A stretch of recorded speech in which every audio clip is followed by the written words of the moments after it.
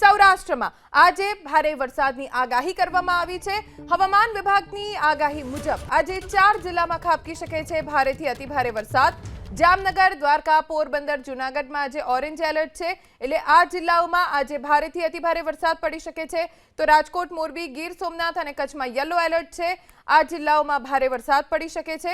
અત્યાર સુધી રાજ્યમાં સરેરાશ સિઝનનો 52.46% વરસાદ વરસી ચૂક્યો છે, જેમાં કચ્છ ઝોનમાં સૌથી વધુ 61.34% વરસાદ ખાબકી ચૂક્યો છે, જ્યારે દક્ષિણ ગુજરાતમાં સિઝનનો સરેરાશ 55.59%, ઉત્તર ગુજરાતમાં સિઝનનો સરેરાશ 51.76%, સૌરાષ્ટ્રમાં સિઝનનો સરેરાશ 50.74% અને મધ્ય ગુજરાતમાં સિઝનનો સરેરાશ 49.97% વરસાદ વરસી ચૂક્યો છે।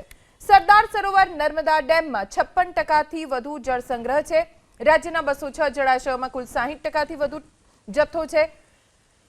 રાજ્યના 44 ડેમ હાઈ એલર્ટ પર, 19 ડેમ એલર્ટ પર, 28 ડેમ 100% ભરાયેલા છે।